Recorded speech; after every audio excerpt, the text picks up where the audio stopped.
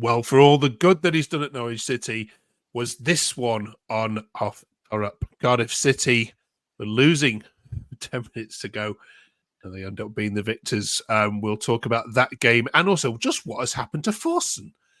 We'll get these guys' views on that as we look at another episode of Where Canaries Walk. We're also, of course, looking ahead to the Bristol City game this weekend and our November fixtures, and it would be bonfire night.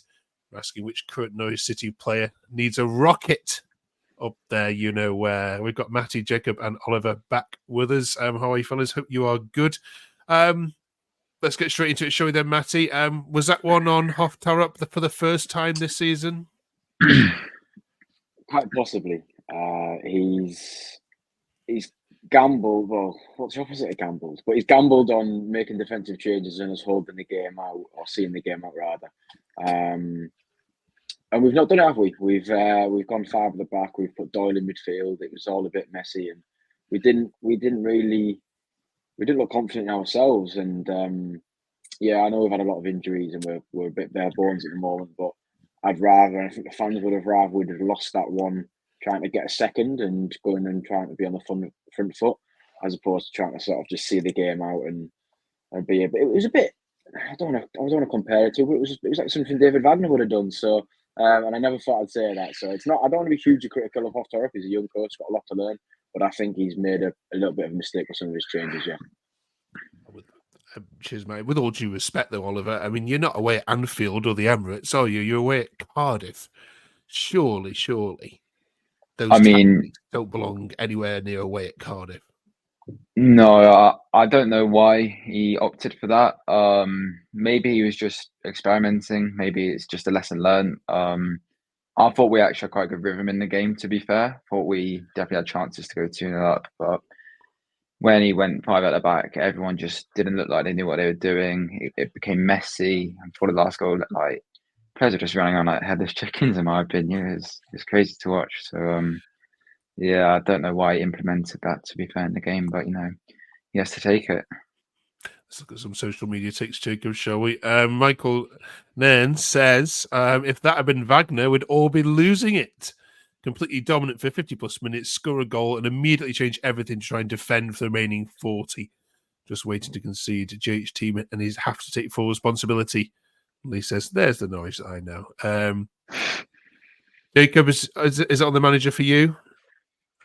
Slightly, yes, slightly no. Then again, we did go into the game without Sargent and Slimane, which I did not expect, with a groin injury or something. But yeah, changes had to be done, putting Cernak up top, which wasn't the best idea, and then Doyle in midfield. So it was a bit of a bit of an experiment for Hoff Thorup for the future. But yeah, it didn't go too well.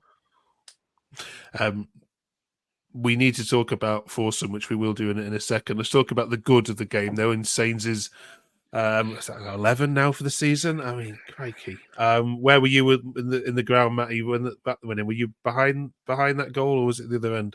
No, it was the other end, I'm afraid, and I was right at the very back as well. So I got a decent view of it. I was kind of behind it and watched him sort of rifle it in from wherever it was, and I was just like, obviously got caught up in the celebrations, but you're saying like, who else was gonna score for us today? And I thought it was saying who else, because like, he's kind of got that kind of attitude of taking the game by the scruff of the neck and kind of saying like, I'm your man, I'm the key man, especially with sort of, what is it now, 5 first team players out. He's really stepped up, hasn't he, for a couple of games. So yeah, he stepped up yesterday at least with the injury. So yeah, it was just ridiculous. He's on 11 in 13, I think, and yeah, I think his transfer fee's going up every week by 2 or 3 million at least, isn't it? Absolutely. I think, Jacob, you put it as 10 million, didn't you, last week? Is it 12 this week? Might even be more. All right. Okay. Before we move on, don't forget to subscribe to the channel if you haven't done already. There it is. Press the button at the bottom. We want to get to 100 subscribers before Ipswich win their first Premier League game. So come on, let's get on with that. Oliver, what's happened to Fawcett? I think when the season started, minus the Oxford game, I think the games that followed that, the Blackburn and others, we were praising the guy and saying, "Wow, what a player!" Not anymore. What's happened? I just think he's lost his confidence personally. I think there's still a player in force and like definitely after the international break just doesn't look quite himself. I think he just needs a goal. He just needs a moment of magic just to really sort of find the spark again. Because I've seen people saying that he's not like a football intelligent player, but I think the assist at Sheffield against Sheffield United, shows that he is. So I just think he needs a moment of magic just to get his confidence back. Okay. There's some people that say the gap in the quality between the bench and the starting 11 is quite bad. Fawcett and Hanley are League One at best. There were some other ones. Fawcett was at fault for both goals, says Bard 1964. Was he at fault for both goals, Jacob? Second one, yes. First one, not so much, I'd say. There's not much he can do, but I think the second goal, he just let Cardiff run through our whole pitch, and then they got through and managed to get a shot away, which did get blocked, but then the follow-up, they managed to get in, which was pretty annoying. But yeah, he kind of did allow that, but it could have been prevented easily. Okay. The other player coming for some criticism, I want you to debate this one amongst yourselves, if that's okay for a little bit. James at the bottom there says, ridiculous decision to retreat in defending against Cardiff with Hanley, not value for his wages. Negative tactics, making Cardiff out to be Manchester United. And yet more evidence, this is from Daniel, that Hanley should be nowhere near the squad in any circumstances. Now, can't take anything away from the service that he's given Norwich over the years, but debate between the three of you here.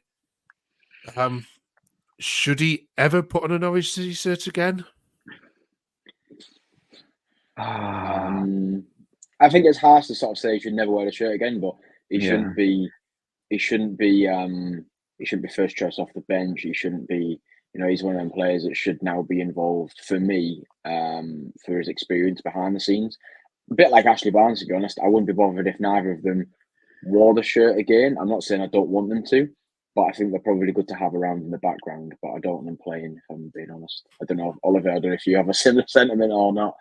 No, I do agree with that, to be fair. Look, he's obviously done great service to our club, but I don't know why we're bringing him on when we have the likes of Brad Hills and other sort of young centre-backs that I think everyone much rather see get on the pitch, to be fair, and aren't as reckless and just...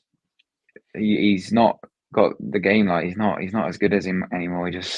He's not there at this level, unfortunately. And like Matty said, I think we should just keep him for sort of just as a leader for behind the scenes.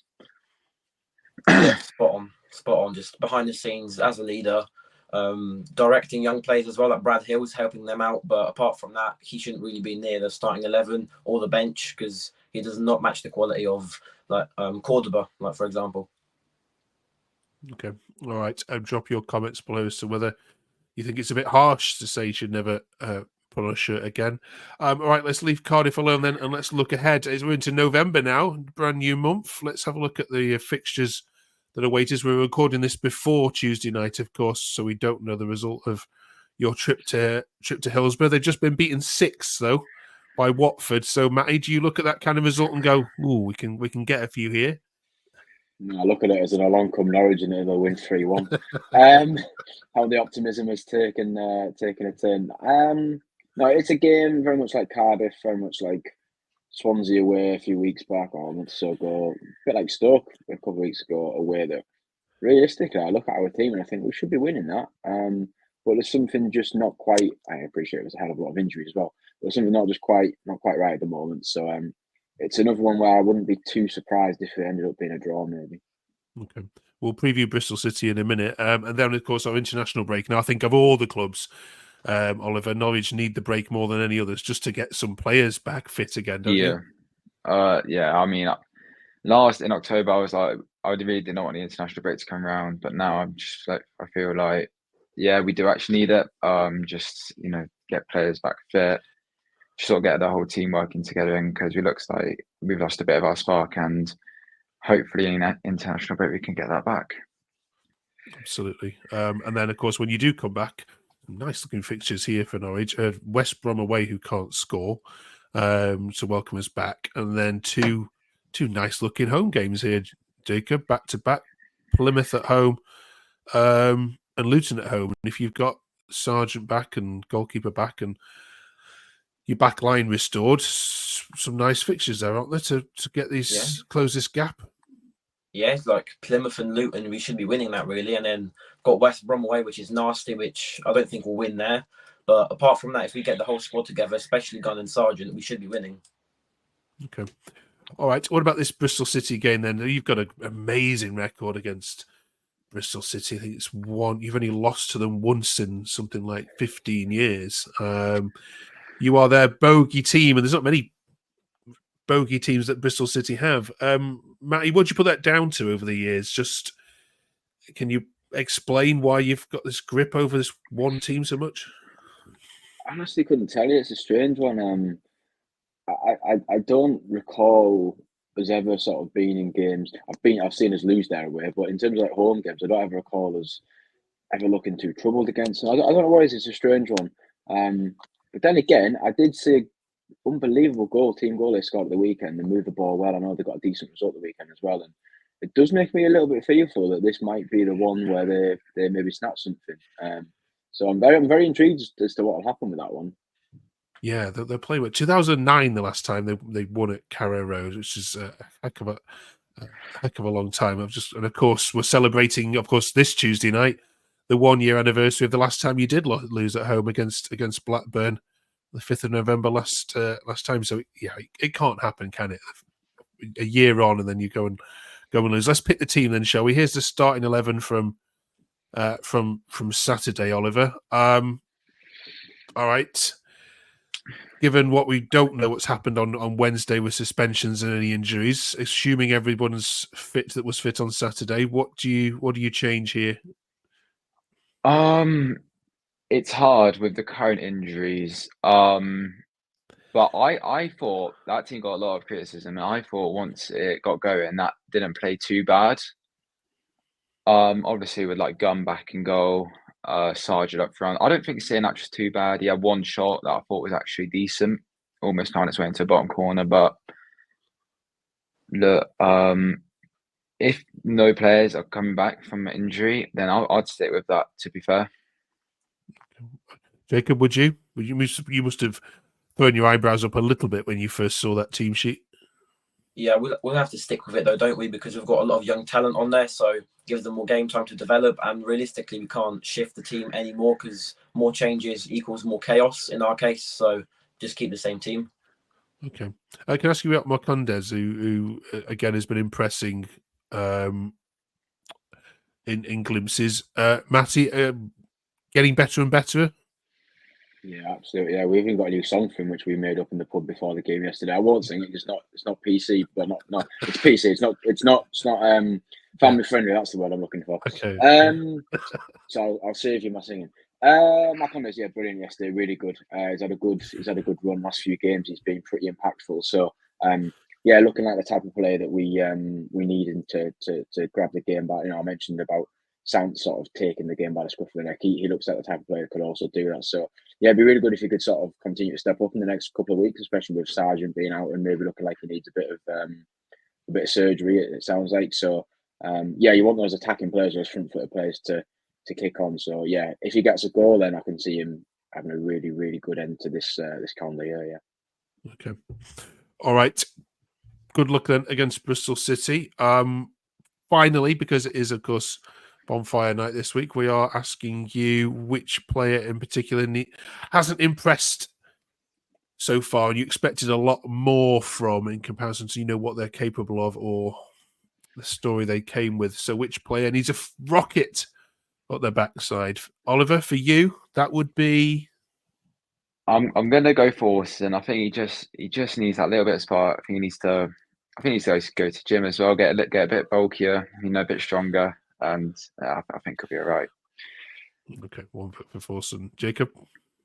Anti-Cernax, for the money we spent, he's been here long enough to adapt. So yeah, he should be playing at his not prime, but like starting to score more goals like more frequently. So Anti-Cernax. Can I ask on Cernak? Because again, we floated this one. Is he good enough for this level? I'd say he is, but yeah, time will come and we'll see.